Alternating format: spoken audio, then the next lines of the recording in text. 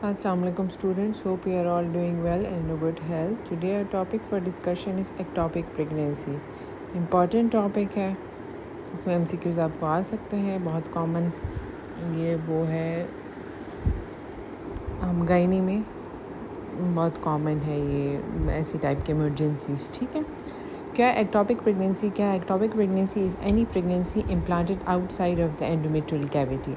Incidence 1 to 3% है और most common site क्या ampullary region of the fallopian tube 70%. ये MCQ है. ठीक है, आपसे पूछा जाएगा कि most common site for ectopic pregnancy, तो आपने चूज़ करना है एम्पेरोली रीजन. टाइप्स आपके पास कौन कौन से हैं? एक तो एम्पुलरी है, दूसरा इस्तेमिक है जो 12% है, इंटेस्टिशियल आपके पास 2 to 3% है, एब्डोमिनल आपके पास 1% है, सर्वाइकल 1% है, ओवेरियन प्रेगनेंसी आपके पास 3% है और फीमेल प्रेगनेंसी आपके पास 11% है. ठीक है, रिस्क फैक्टर्स आपके पास, अगर आपके पास प्रीवियस 2 एक्टोपिक हो तो 10 फोल्ड इंक्रीज रिस्क है. ठीक है, अगर आपके पास 1 एक्टोपिक हो हिस्ट्री की तो 5 फोल्ड इंक्रीज रिस्क है और 10 to 20% चांस है. हिस्ट्री ऑफ स्मोकिंग के साथ 3 to 4 फोल्ड रिस्क है और हिस्ट्री ऑफ एपेंडेक्टमी के साथ 2 फोल्ड रिस्क है. ठीक है, डिग्री ऑफ रिस्क एक high, moderate and low risk. High risk आपके पास कौन कौन सी होंगी जिसमें चांसेस है कि दोबारा एक्टोपिक होने के चांसेस है? तो प्रीवियस एक्टोपिक हो तो आपके पास दोबारा फिर चांस होता है एक्टोपिक प्रेगनेंसी होने का. प्रीवियस ट्यूबल सर्जरी हुई हो, previous tubal ligation, tubal pathology, in utero DS exposure and current IUD अगर रखा हो तो ये बहुत हाई रिस्क है, इनमें एक्टोपिक प्रेगनेंसी के चांसेस होते हैं. ठीक है, IUD से भी कभी कभी इन्फेक्शन हो जाते हैं और वो जाके ट्यूब्स को इफ़ेक्ट करते हैं, तो इसकी वजह से फिर चांस होता है एक्टोपिक प्रेगनेंसी का.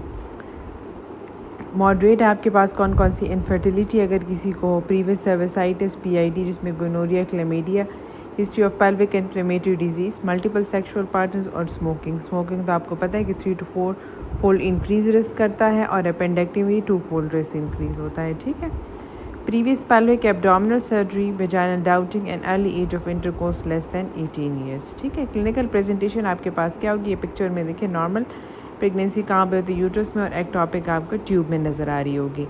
फिर उसके बाद आपके पास जो क्लिनिकल प्रेजेंटेशन है वो है आपके पास एसिम्प्टोमेटिक वेजाइनल ब्लीडिंग,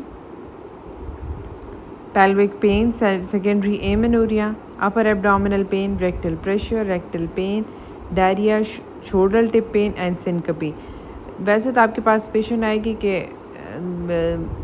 एमेनोरिया के साथ आएगी. ठीक है, तो ज़रूरी नहीं है कि वो इंट्रायूट्राइन प्रेगनेंसी ही उसकी हो. ठीक है, आपके पास एमेनोरिया के साथ आ गई तो फिर आप क्या करेंगे? फ़र्स्ट ऑफ ऑल आप पेशेंट से सिम्टम्स पूछेंगे, क्या कोई और आपके पास अक्सर पेशेंट आ जाए कि मुझे पेन है या ब्लीडिंग है, तो फिर आप पूछेंगे कि वो कहेगी कि हाँ एमेनोरिया है, तो फिर आपने मिसकैरेज और उसको रूल आउट करना है. दोनों चीज़ों को डिफ्रेंशिएट करना है कि वेदर ये मिसकैरेज हो गई यानी एक्टोपिक प्रेगनेंसी.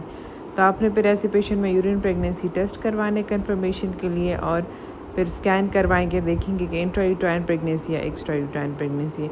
कभी कभी पेशेंट आ जाते उसको कुछ नहीं हो पता, सडन पेन होता है और आपके पास आ जाती है हाइपरटेंशन के साथ और पेशेंट कहेगी कि मुझे शोल्डर टिप पेन है, क्योंकि इंट्रा एब्डोमिनल जब ब्लीडिंग होती है तो फिर वो डायफ्राम को इरिटेट करते हैं तो शोल्डर टिप पेन होता है पेशेंट को. ठीक है, पेशेंट का BP ड्रॉप हुआ होगा, टेकिकार्डिया होगा. जब आप हिस्ट्री लेंगे तो हिस्ट्री में या आपको वो कहेगी कि हाँ मेरे इतने दिन का एमेनोरिया था और मुझे सडन ये हुआ है. तो फर्स्ट ऑफ ऑल आपके डायग्नोसिस में होना चाहिए कि ये रिप्रोडक्टिव एज में आपके पास फर्स्ट डायग्नोसिस होनी चाहिए कि ये कहीं एक्टोपिक प्रेगनेंसी ना हो. ठीक है, तो ऐसे पेशेंट एक्टोपिक अपेंडिसाइटिस और ऐसे पेशेंट ज़रा बड़े एक जैसे प्रेजेंट करते हैं, लेकिन फिर अपेंडिसाइटिस में क्या होगा कि उसमें फिर आपके पास पेशेंट फीवर के साथ प्रेजेंट करेंगे और मैं आप जब इन्वेस्टिगेशन करें TLC इनका ज़्यादा होगा, लेकिन ज़रूरी नहीं है. आपने फिर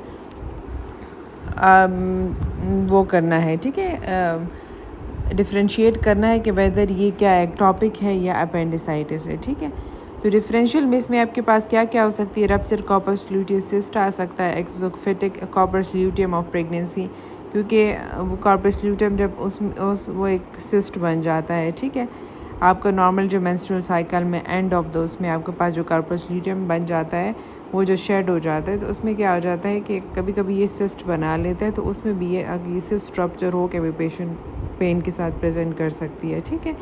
इंट्रा यूट्राइन प्रेगनेंसी भी हो सकती है, इंसिडेंटल एडिनेक्सल मास, कोई और ओवेरियन सिस्ट भी साथ हो सकता है, ज़रूरी नहीं है कि एक्टोपिक हो, और अपेंडिसाइटिस, ठीक है।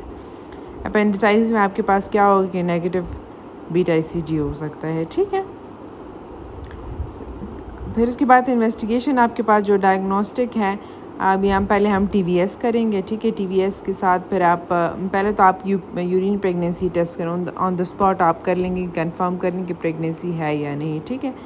फिर आप उसके बाद ट्रांसवेजाइनल, अगर पेशेंट स्टेबल है, अगर पेशेंट स्टेबल नहीं है और आप क्लिनिकली आपको लग रहा है कि ऑन द स्पॉट आप उस टाइम यूरिन प्रेगनेंसी टेस्ट, क्योंकि कम टाइम लगता है, वो जल्दी आ जाता है, पेशेंट को स्टेबलाइज कर लेंगे, आप उसको वो सेलाइन वगैरह लगा के 2 कैनुला पास करके पेशेंट को स्टेबलाइज करके UPT आपके पास आ जाए तो बस आपके पास कंफर्म हो जाएगा कि दिस इज़ ये कोई प्रेगनेंसी है और मोस्ट प्रॉबेबली शायद कोई एक्टोपिक प्रेगनेंसी हो, ठीक है। तो फिर आप उसमें ब्लड में भी सीरम बीटा ICG करेंगे, फिर आप उसमें डिफरेंशिएट करेंगे कि वेदर, क्योंकि जब भी आपके पास पेशेंट सिम्टोमेटिक हो और सिनकपी या BP ड्रॉप के साथ, टैकीकार्डिया के साथ आ जाए, तो फर्स्ट आपने ये करना है कि एक्टोपिक ही हो, तो फिर आप क्लिनिकली बेस पे भी आप पेशेंट को फिर ऑपरेट करते हैं कि ये एक्टोपिक होगी।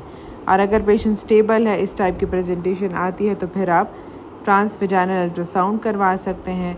और फिर उसके बाद अगर एक्टोपिक है तो एक्टोपिक पे डिपेंड करता है, अगर पेशेंट स्टेबल है, ट्यूब में एक्टोपिक है, तो उसमें फिर डिफरेंट क्राइटेरियाज है कि इसको आपने एक्सपेक्टेंटली मैनेज करना है, मेडिकल मैनेजमेंट करनी है या सर्जरी करनी है, और ये भी डिसाइड करना है कि वैसे लेप्रोस्कोपी करनी है या लेप्रोटमी। तो जो पेशेंट, अगर पेशेंट स्टेबल नहीं है क्यों और BP ड्रॉप कर रही है, तो बेटर ऑप्शन आप है कि लेप्रोटमी की तरफ जाएं, क्योंकि लेप्रोस्कोपी फिर उसमें ये होता है कि आपको अंदर बहुत ज़्यादा ब्लीडिंग होगी तो विजुअल इशू आ सकते हैं आपको, तो बेटर ये है कि आप फिर लेप्रोटमी की तरफ जाएं, ठीक है। एक टर्मिनोलॉजी आपके पास आती है जो प्रेगनेंसी ऑफ अननोन लोकेशन, ठीक है। आपके पास पेशेंट आएगी और आप सस्पेक्ट करें एक्टोपिक प्रेगनेंसी, लेकिन आपको अल्ट्रासाउंड पे कुछ नज़र नहीं आ रहा, ठीक है, बहुत अर्ली प्रेगनेंसी होती है, तो आप सस्पेक्ट करें कि ये प्रेगनेंसी है, तो आप जब करते हैं यूरिन प्रेगनेंसी टेस्ट पॉजिटिव होता है और अल्ट्रासाउंड पे, और उस पे आपको कुछ नहीं मिलता, ना ट्यूब में प्रेगनेंसी होती है और ना आपकी वो यूट्रस में होती है, तो ऐसी कंडीशन को हम प्रेगनेंसी ऑफ अननोन लोकेशन कहते हैं, ठीक है। अगर आपके पास ऐसे पेशेंट आ गई है, ठीक है, तो उसमें फिर आप क्या करते हैं कि अगर पेशेंट हीमोडायनेमिकली स्टेबल है और पेन है, तो उसमें फिर आप सीरम बीटा ICG करेंगे और लेप्रोस्कोपी की तरफ कंसिडर आप लेप्रोस्कोपी कर सकते हैं, वो भी डिपेंड करता है कि ज़रूरत है या नहीं। अदरवाइज़ आप सीरम बीटा ICG करके फिर आप देखेंगे कि वो कितना है, कि उसके मुताबिक आप फिर उसको एक्सपेक्टेंट